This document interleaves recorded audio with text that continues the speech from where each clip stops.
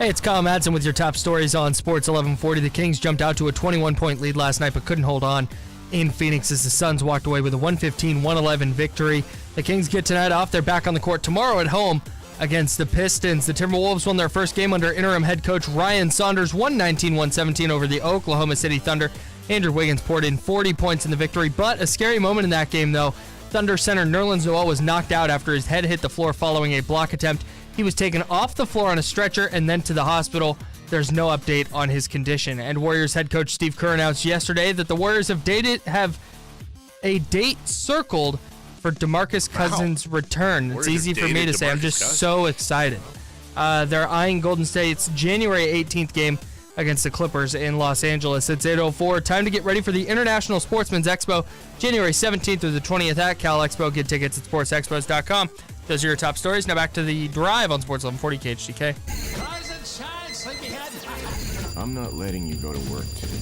Wait, what? Everybody, listen up. Welcome to The Drive. Morning. You're going to talk. Get on the phone at 339-1140. Pretty awesome, huh? Jump in on our text line at 441140. Everyone is talking about it. You must know that. The Drive starts now.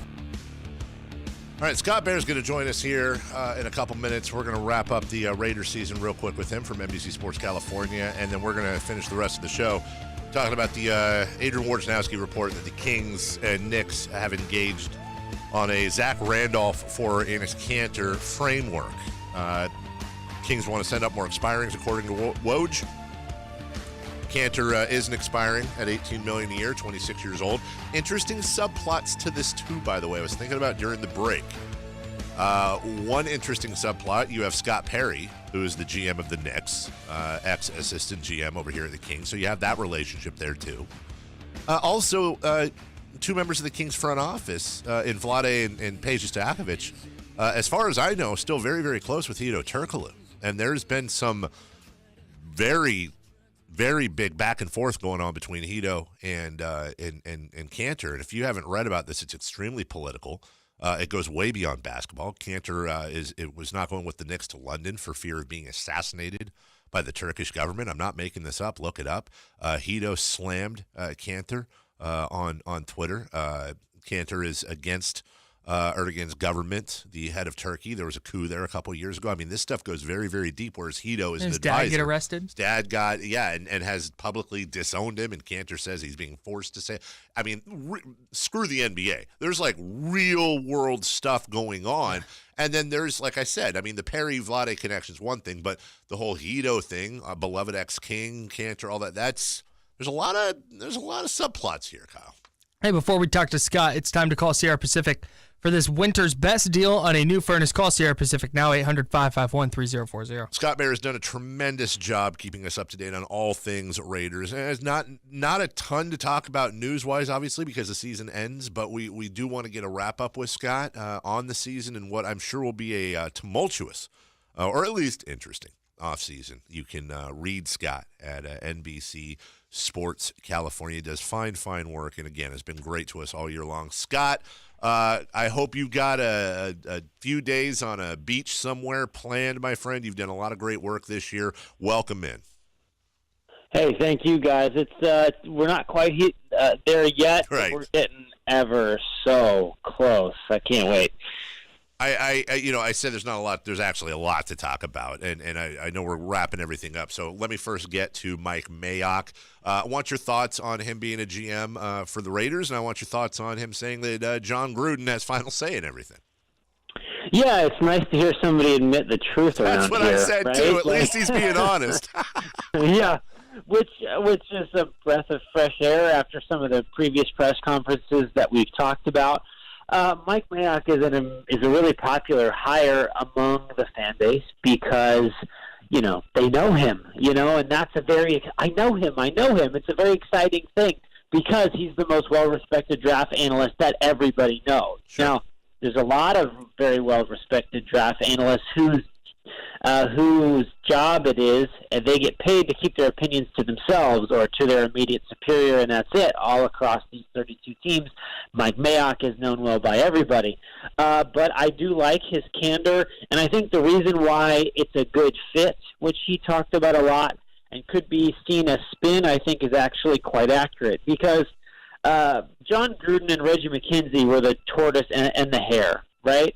They're both going to cross the finish line. They're both going to maybe do it well. The tortoise wins some races, as we know, but they get there in much different ways, right? Gruden and Mayock rev at the same RPM, right? Like, they go at the same level. They get up at the same hour of the morning. They don't see the sun because they're in the building so long. They're both, to borrow a term from our Corona chicken wing loving friend in charge of the Raiders, he is a Gruden grinder, no doubt. And ultimately, I think that's why it fits as a working relationship. And Mike Mayock, especially in terms of college scouting, has a loud and confident enough voice to push back against John Gruden and, probably for the Raiders' sake, hopefully talk him out of Martavis Bryant for a third-round pick. Those types of impulsive decisions that we have talked about all year long that have gotten the Raiders in trouble. They need somebody to pull back on the reins sometimes and be able to keep it pulled back. John Gruden still has the final say, but if Mike Mayock can do all those things, that's a benefit. We don't know how good of a pro scout he is. We don't know how good that he'll be even receiving help with all these, salary cap negotiations and things like that. He doesn't negotiate, but just all the day-to-day stuff of the GM, we don't know how he's going to do. We don't know how he's going to do in free agency, but we do know the guy's an excellent draft guy. He works hard. He grinds. I saw him at the national championship game in full on Raiders warm-up scout gear, analyzing, bubble butts and oily hips and all those fun phrases he likes. What was going on at the national championship game? Just those are Mayock terms. I didn't come up with them myself. But, yeah, if I would have, that would be great cause for concern because that seems like a random thing to go to. But, yeah, so, Mike Mayock has to be colorful with those types of descriptions. He was out there studying Alabama and Clemson closely. They didn't give him a true credential, though, because college football is weird and hypocritical. But, nonetheless, he was out there scouting, and the guy can't go 10 feet without having somebody want to come up and shake his hand. And I think that ultimately that seems inconsequential now, but at the Combine and the Senior Bowl, those things are going to be important as we move through this process. He's going to be getting little nuggets because everybody seems to like him. And I think, for a lot of good reasons. In terms of his reputation, a lot of respect for him there. The Raiders are going to have 3 first-round picks this year. Do you anticipate them using all 3 of those, or do you anticipate them using them to kind of move up and down the board? Yeah, I think that'll be the real test of how powerful a voice Mike Mayock has. Because, again, they need bodies, like lots of them. And they have 4 selections in the top 35. Why on earth would you want to cut that down to 2? Unless it is an absolute freak of a player that you can't miss on. If you're in love with Josh Allen and you got to go from 4 to 2 or something wacky like that, I think they should use all 4 picks. I think they should use at least 3 of them on defensive players. And this is the opportunity, right, for all the suffering that Raiders fans went through during what was a throwaway season. Throwaway. And that's easy for us to say, talking Raiders, whatever, they threw it away. Tougher for somebody who pays $80 a ticket and who had to get a new authentic silver and black jersey because their 89 and their 52 are no longer valid, right? And those types of people, throwaway is a little bit different of a meaning, right? There's a comma involved on that check. And I think ultimately those people need to see some dividends is my point. So you got to hit now. Because next year, we've talked all about the first and second round pick swap and how it's less meaningful next year. This is the year where you got to get it right. That doesn't mean spending every free agent dollar necessarily either. It just means you have to hit on the draft picks. If you walk over 3 in the first 35 because you trade around, okay, fine. But you have to maneuver through those first 35 picks, which takes about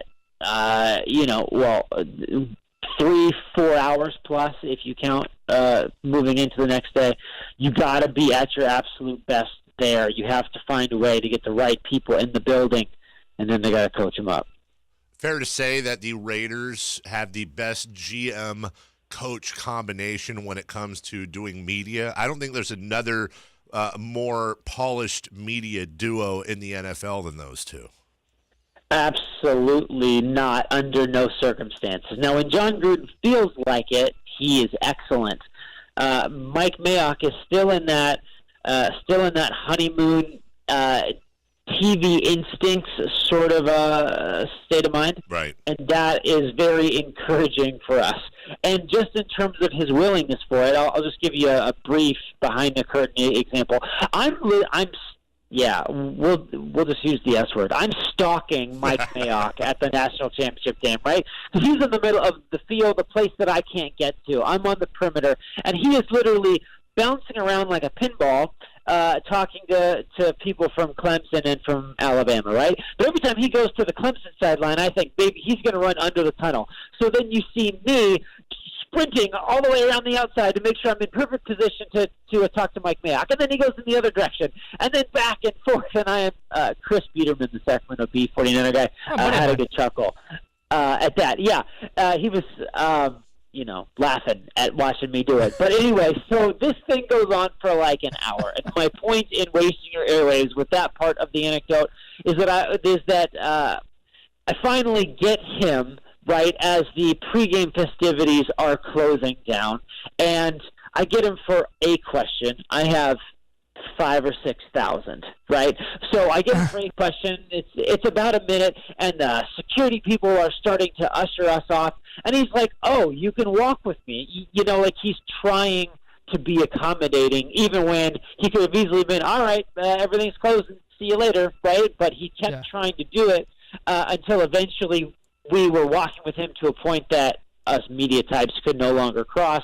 And he said, "I'll get back to you guys later on this offseason," and I believed him. And I think that story just goes to say that I think he's naturally accommodating. I think there will be a time when he will have to be reserved to getting closer to the draft. But I think it's going to be a major benefit. His just describing what he's thinking and describing exactly the process that he's going through. He admitted fully some of the non-college scouting parts of the job are already overwhelming, and it's been a week.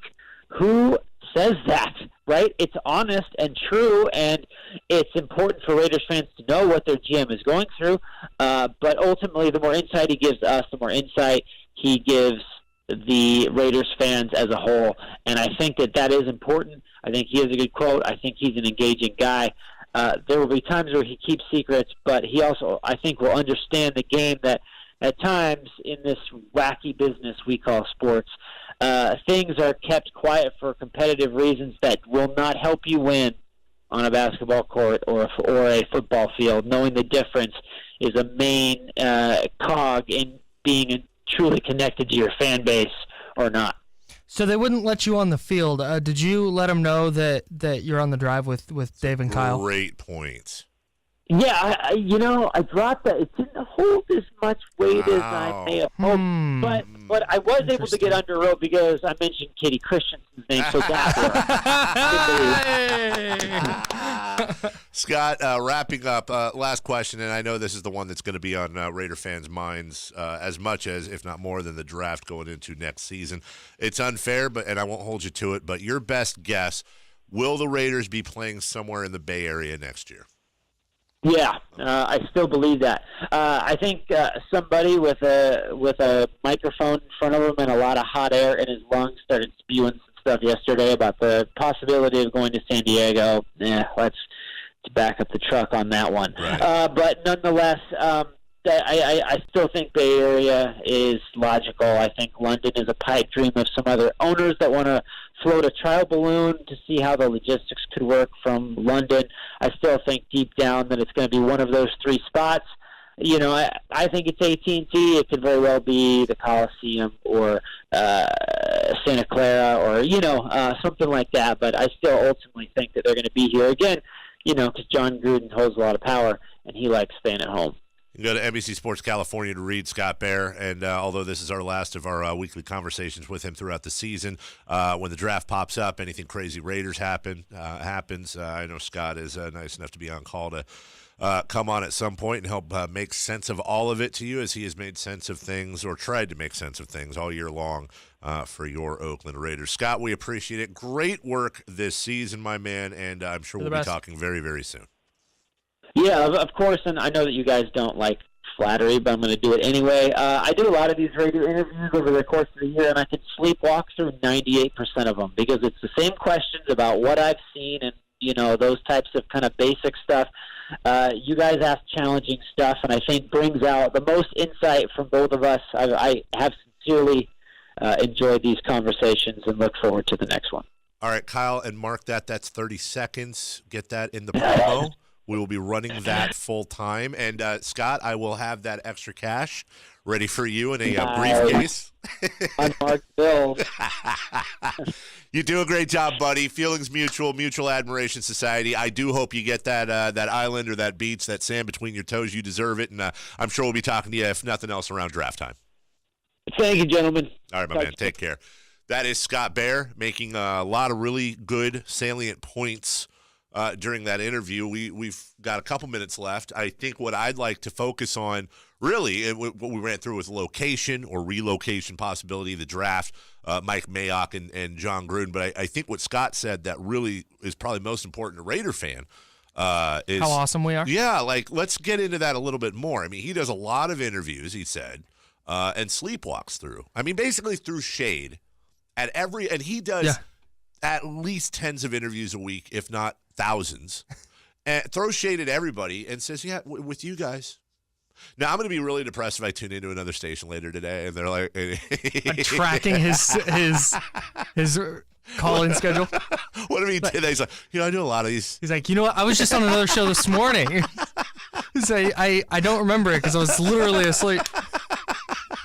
I sleepwalk my way. Oh, here we go. Relocation question. Mike Mayock. Oh, shocking questions, Dave and Kyle. Oh, yeah. Hey. I couldn't get on the field by dropping the drive as a reference.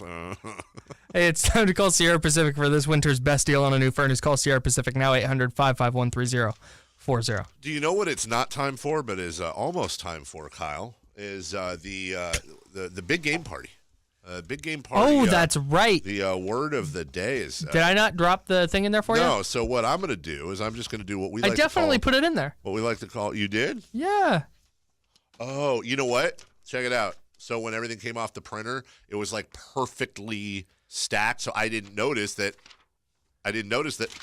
there was another paper underneath. Yeah, that's right. I stacked those so perfectly. Hey, next time, let's go ahead and not do that. Get a stacking, Kyle. Sorry. Okay.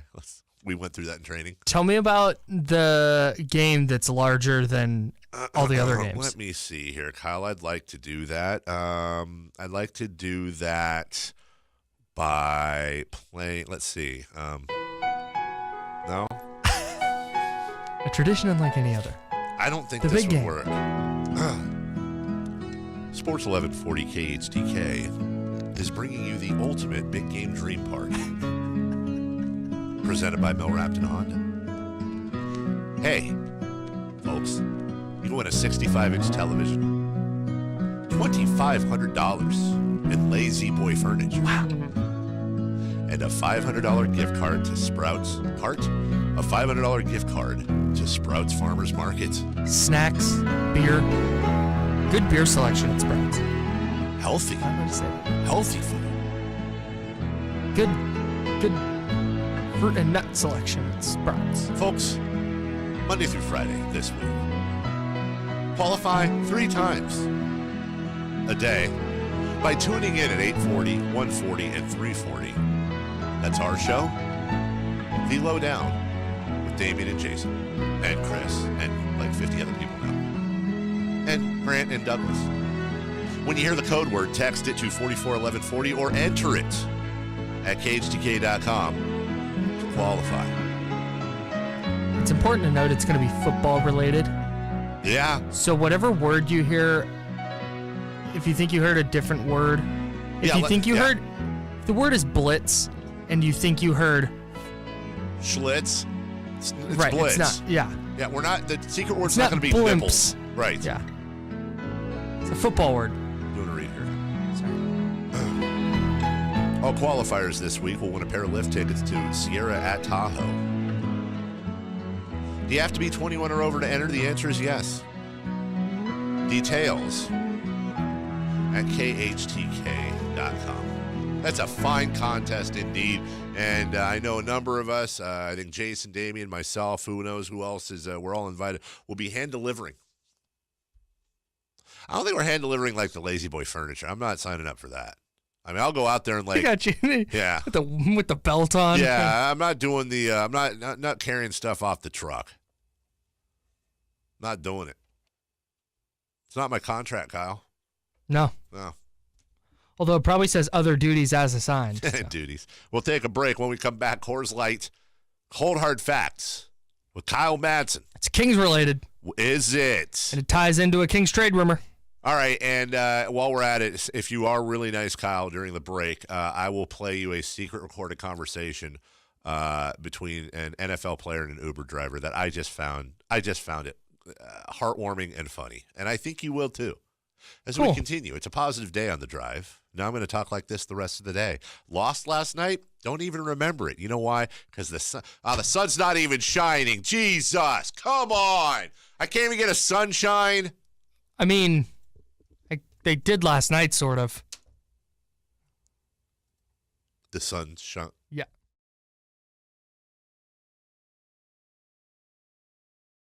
This is Kyle Madsen with your top stories on Sports 1140. No, it's fine, Kyle. Are you sure? Yeah. Kings lost last night, 115-111. The Timberwolves, in Ryan Saunders' debut as our interim head coach, won 119-117 over the Oklahoma City Thunder. And the Warriors announced yesterday that they have a return date set. Is what's happening right now what I think is happening? It's okay. Sort of. I'm not trying to blow you up, but are you... No. I was doing this on purpose. The Warriors announced yesterday that January 18th is their new target date for DeMarcus Cousins' return against the Clippers at Los Angeles. And ESPN's Adrian Wojnarowski is reporting that New York and Sacramento, the New York Knicks, that is, in Sacramento, are discussing an Enes Kanter, Zach Randolph trade. Nothing close yet, according to Woj, but the Kings would want to send out more expirings in a deal, which could mean a third team. I thought you were tweeting while updating. No, I meant to. No, I had that tweet up, Okay. and then I closed out of the app and forgot to pull it back up. I would have been impressed. I wouldn't have been mad. You ate the whole wheel of cheese, Babster. Hey, it's 8:31. Time to get ready for the International Sportsman's Expo, January 17th through the 20th at Cal Expo. Get tickets at sportsexpos.com. The drive continues now. We're going to have to get the proper pronunciation on... I don't think people would know that I chose this one. I don't think so. I think they think I chose this one. And for everybody who, please don't whine that I cut out the intro to Hot for Teacher, which is like a minute 30. It doesn't work for a reason. I forgot that it was so. I thought it was like a few seconds. There's a lot of there's like a minute plus, Yeah. and there's a lot of drums. It's awesome if you're in your car. And he does the hey. Yeah, I had to listen. Yeah. Come on. We're gonna have to also, if Enes Kanter is going to be a new Sacramento King, which is not far from official. The Adrian Wojnarowski just is reporting that the Kings and Knicks are talking, but we're gonna have to get the pronunciation of his first name correct, because it sounded like you said Enes. Enes. That's how I've always said it. Enes. Yeah. And I say like Enes Kanter. I've also heard Enes Kanter. Like, for real. There's no way that's right. No, I'm serious. Like, for real. No, I don't doubt that you've heard it, but there's no way. I'm not trying to be funny. I think it's Enes. Rhymes with meanest. I can't think of a word. Enes rhymes with. Oh my gosh. Weenus. Have you seen us? Okay. Weenus. That's the skin on your elbow? Is that what it is? I think you're right, aren't you? I'm absolutely correct. Enes Kanter, again, Adrian Wojnarowski reporting that the Kings are engaged in talks. The names being thrown around are Kanter and Zach Randolph. Bill Simmons. Do you want me to do my cold hard fact real quick? Cold hard fact, because I know the tweet you're talking about. We'll get to that in just a second. Bill Simmons has weighed in on what he thinks should be done and has the trade machine going and everything. But right It's now, time for the Coors Light Cold Hard Fact of the Day. Here's Kyle Madsen. Or Keeley. The Sacramento Kings, after last night's game, now ranked 26th in rebounding percentage. So that means what percentage of rebounds available that they pull down. They're at 47.7%. The only teams behind them. Hold on. Can I guess? Boston? No. Milwaukee? No. Golden State? No. Denver? No. Milwaukee and Denver in the top 4. They're not. Oh, I figured it would be really really good teams. Yeah, no, I see what you were doing You there. say no. It's actually bad teams. It's the Bulls, the Suns, and the Grizzlies and the Wizards are the 4 teams behind them in rebounding percentage. So basically, the 4 teams behind them, and also, and then the 4th one was okay. And I believe, let me check here. Riley McAtee had the splits for when Marvin Bagley is on and off the court. I'm sorry, I'm thinking of Riley McAtee doing the splits. Go ahead. The Kings are at 49.1% is their rebound percentage with Bagley off the court. That's good for 23rd in the league. That'd put them just ahead of the Knicks. Sure. When he's off the court, they're at 46.9, which would be just ahead of the Wizards for last in the league. So you're saying when Marvin Bagley is on the floor, they rebound better? Yeah, a little below league average, whereas they are like one of the 2 worst teams in the league when he's off the floor. Marvin Bagley rebounds good. Call him Marvin Reboundly. No, I'm not going to do that, Kyle. I'm not going to do it. Nope. Call him. I was actually wanting to call Scott Moak live on the air to get the proper pronunciation of Enes Kanter, but he's in a meeting, so I'm Scott Moak, I have a meeting. In a meeting. Well, it was like, okay, That's guys. what I'm going to start saying when I'm laying in bed on a Saturday morning. Oh, I'm in a meeting. What kind of meeting is he? All right, guys, today I want to talk about the Pistons. Should it be and now or and now? Let's go over the infectious disease Kevin Durant thing from the other night. This is like a whole thing now. This would be an amazing skit for the Kings to do. Like what really goes into being the public address announcer? And like Scott Moak arrives in. It's like it's still dark out, and you see the clock's like 5:57 a.m. Scott Moak arrives at Golden One Center for pregame meetings. He's in there. There's like a whole team, and they're like, all right, so I really like the echo after you say the guy's name after the 3-pointer. That was really a round of applause. Everyone gets it. But I didn't like, and they just go through like everything quarter to quarter. If the lady drops the plates while she's on the unicycle, make loud noises and do crazy things, and then throw to Scott Freshour to distract everybody. Shows him leaving with like a briefcase at like 1:30 in the morning. Well, that's the type of day you have as a PA announcer in this league. The Warriors are coming to town. Do we have the snake sounds ready? They're watching. It has them watching game film of other announcers so they can scout. Fred Smith over in Denver does really fine. Notice what he does here during the timeout with this read for Johnson's lawnmowers and milkshakes. Wow, that's really good. They have like a. I'm getting way too deep on this now. Like the Miami Heat guy, he does the 2 minutes, 2 minutos. Like, can we do something like that? Can we do something like that, please?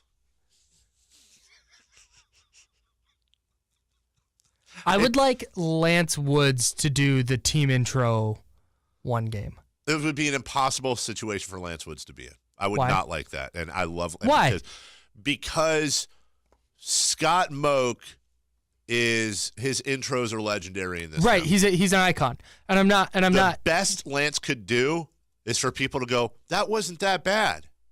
It wouldn't be but it wouldn't be like with the goal of. So maybe he doesn't do the Kings ones. Maybe he does the other team. I'd be fine with that. And makes fun of them. I guess that's more what I was. Now we're talking. That's more what I was getting at. There you go. That I like. I don't know how far you're allowed to go, but that would be fantastic. But like when he introduces Paul George and makes a joke about how he has 2 first names. Oh my God! What if you might be onto something? I'm sure there's. I know I'm onto something. This is a great idea. I'm sure there's rules against it. There's got to be. But what if you could just roast? No, remember, didn't Will Ferrell do that? Yeah, but that was like one time. It was Will Ferrell, and it was a whole. Everyone like. Yeah, but this is Lance Woods. But I'm saying every single team, every night. Now coming in for the Suns, number 10. More like the roast in one center. Thank you. That now you recovered. Because you could have said Marvin Boardley instead of Reboundly. I have a friend named Garrett Boardley, though. So. Oh no, I have a friend named Garrett Boardley. Ooh, I'm Kyle. Oh. Hey, what was the trade that Bill Simmons? Yeah, am I telling? I thought you had it up. Okay, I have it up. Okay. So Bill Simmons responded to Adrian Wojnarowski's tweet saying that the Kings and Knicks are talking Enes Kanter for Zach Randolph. Simmons said that the Knicks should do Courtney Lee and Enes Kanter for Iman Shumpert and Zach Randolph. Yeah, get out of here. Yeah, I'm out on that. Yeah, get all the way out of here. Oh, although. If I'm I think Iman Shumpert's value. The Kings like Courtney Lee at one point, though. Now I'm remembering this. The Kings. Okay, that's okay. Maybe they do it. Really hot on Courtney Lee and tried to sign him. So. But no. If I'm at the point where if I'm trading Iman Shumpert, I think the value he has to this team, you would need somebody who is going to be dramatically better on the court. I agree. You can't make a lateral on-court move because of the impact I think that would have off the court. To be honest, if they wanted to trade expirings, and again, Zach Randolph, I think, is at 12 or 13. Enes Kanter's at 18 and a half. The guy that would probably make the most sense, as much as I hate to say it, but it's probably Kosta Koufos. Yeah. And I say that, and it's on record how much I love Kosta, but I don't see Kosta getting on the floor with Enes Kanter playing. Between Kanter and Willie, and then Bagley and Giles, I think Kosta would be moved to the Randolph role. Might as well. Kosta's in a contract here. Give him some run on the Knicks. He'd probably get some good minutes on the Knicks. Let him do that. As we break, Kyle, before we do, I know we have a couple minutes. Would you like to hear a secretly recorded conversation between Melvin Gordon and his Uber driver? Oh, absolutely. This is before the Chargers play the Baltimore Ravens. Now, I have listened to this 6 or 7 times. I got it. Thank you. Just, you know what I'm talking about here. Melvin Gordon. And make a right and take you right over there. So you think the Ravens going to the Super Bowl? Oh, man, no, listen. You see the enthusiasm and the motivation. What that mean? They're playing. I'm sorry. The catch here is that the Uber driver has no clue who's in his car. Listen. Hang on. You see the. Have you seen an NFL running back and what they look like? I'm just saying he didn't question it a little bit. No idea. Enthusiasm and the motivation. What that mean? They're playing as a team. So what about the Chargers? You don't think the Chargers are going to be in? No. You don't listen. Phillip Rivers, you don't even have to worry. Phillip Rivers a Hall of Famer. Listen, that don't make no difference. This guy's a Heisman Trophy winner. Because you got 2 Heisman Trophy winners over there now. He played a Heisman Trophy winner last week and beat him. He played a Heisman Trophy last week. But Phillip Rivers is a Hall of Famer, though. And we got 2 Hall of Famers on our team. Oh, okay, you here to see Phillip Rivers tomorrow? Yes, sir. I got to go see Phillip Rivers play. Okay, well, listen. I'm going to pull for Phillip Rivers to get up off the ground, okay? So they're going to put him on the ground. I don't know. I think that Chargers got a good running game, too. I like that Melvin Gordon. You playing any sports yourself? Nah, I'm a big fan. But the Chargers been doing well this year. I like the running back they got, too. Yeah, the Chargers was 12-2 or something like that. 12-4, I think. Oh, okay. Well, the Chargers been doing real good. What about that running back, that Melvin Gordon kid? The running back. Oh yeah, he's something. He's something. I'm so proud to see these young guys stepping up, playing the game. I mean, it's just a wonderful thing, man. It is, man. It's a wonderful thing. It's gonna be dope. I honestly, man, I don't think the Ravens gonna win tomorrow. Me personally, being honest, I know you from Baltimore, but I just don't see I'm it. from Texas. You from Texas? That's right. So why you ain't going with Dallas tonight? Well, now you have to realize that I'm picking people up from Baltimore here, so I got to talk that crazy talk. You gotta talk that crazy talk, okay? They're gonna have to take that, because you know whoever win this game pretty much got a chance to play the Chiefs. Oh, yeah. Next game. I'd rather it be the Chargers, me personally. Okay, well, then we'll take the Chargers. I hope the Chargers. Now, if you gonna work this tip now, I need you to be with these Chargers fans now. Huh? I like the Chargers. Okay. I'm going to go for the Chargers. I'm going to ask him not to put him on the ground so many times.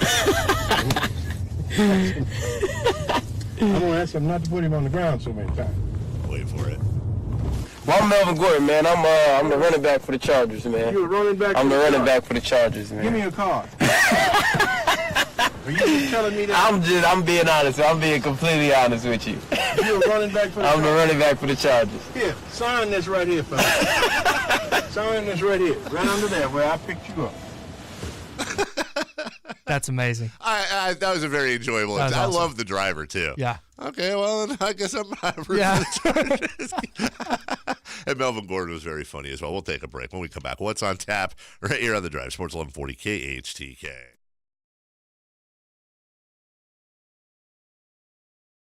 Kings back in Sacramento after that debacle last night in the Valley of the Sun. They have the night off. They'll be back in action tomorrow. And I'm calling it a must-win. I'm calling it a must-win against the Detroit Pistons. Detroit Pistons 17-21, and that's 17-21 in the Eastern Conference. They've only won 6 games on the road. I want the fans to do what the fans do. Get out there and yell your faces off and just kick Blake Griffin right. Well, I don't want anybody to actually kick Blake Griffin, but you know what I mean. Proverbially kick Blake Griffin's ass out of that arena. I'm a little worried about the Andre Drummond Willie Cauley-Stein matchup. I'm not going to lie. That is not generally the best type of matchup for Willie. But who knows? Who knows indeed. So that's tomorrow. In the NBA, that's really all that's going on tonight is out of market games highlighted by the Pacers visiting the Celtics. Bucks in Houston taking on the Rockets. That will be a fine game indeed, and that is on ESPN. Well, the Mavericks get the Suns in Dallas on the second night of a back-to-back, so that's nifty. In addition to the Kings crapping the bed last night in Phoenix, the Warriors blew out the Knicks 122-95. Another former Sacramento Kings target, Mario Hezonja, had 19 points and 6 boards. Enes Kanter, by the way, 12 points, 16 rebounds in just 25 minutes. He does that. For the Knicks, he certainly does. Klay Thompson had 43 points last night, Kyle, on 18 of 29 shooting. He was 7 of 16 from beyond the arc. I have a stat, which I'm sure you're already aware of, that I think it's just one of the more amazing stats I've heard in a long time. And Klay Thompson, forget that he's on the Warriors. Klay Thompson can be a breathtaking shooter. Klay Thompson had 43 points last night. Now, if you've seen this stat, don't answer. But do you know how many times he dribbled the ball? No. 43 points, Can I guess? 29, 34 minutes. And that does not count at the free throw line, by the way. Oh, by the way, which he did not make a free throw. He did not shoot a free throw last night. So he didn't shoot one? 43 points without a single trip to the line, 18 of 29, 7 of 16 from beyond the arc. How many times did he dribble the ball last night? I know he had 11 dribbles in his 60-point game. Mm-hmm. I'm going to go with 7 dribbles. Klay Thompson dribbled the ball 4 times last night. Somebody put a video together that showed every single shot he made and every single dribble that he had. He dribbled the ball 4 times. 2 of them, by the way, were on the same play. He just dribbled the ball twice. Catch and shoot. And a lot of them were catch and shoot, but a lot of them, too, were driving layups. You just grab the ball and lay it up or dunk it. I'm going to look up real quick how many 40-point games there have been with no free throw attempts. How many do you think it is? Like in the history of the NBA? Yeah. 14. Okay. That's Let's like see. such a guess. I have no idea. Hey, I thought you were going to say, I'm going to look up how many 40-point games there have been with only 4 dribbles. And I'd be like, wow, these sabermetrics are really going crazy. These newfangled advanced stats. There have been 11 of them. Oh, I said 14. You were close. You were very good. I was going to say like 3. Wow. Amazing. Let's see. Guys, if you listen to Coach Yeager say Bielitsa yet, I've heard it a few times now. He says Bielitsa. I find that hilarious. We've pointed that out. Jerry, Yeager, there's a couple of players. There's 2 pronunciations. It's Bielitsa, which is the proper pronunciation, but Bielitsa is, that's being said. I think everybody should just call him Belly. I think Bielitsa is the brand of sweater that Deshaun Watson was wearing the other night. Kyle, I'm looking at the text line. You know what I see? I see pro, throw, play, go, no, bomba, flow, blow, no, bro, throw, punt. You're lying. I swear on my kids I'm reading these verbatim. 12, throw, crow.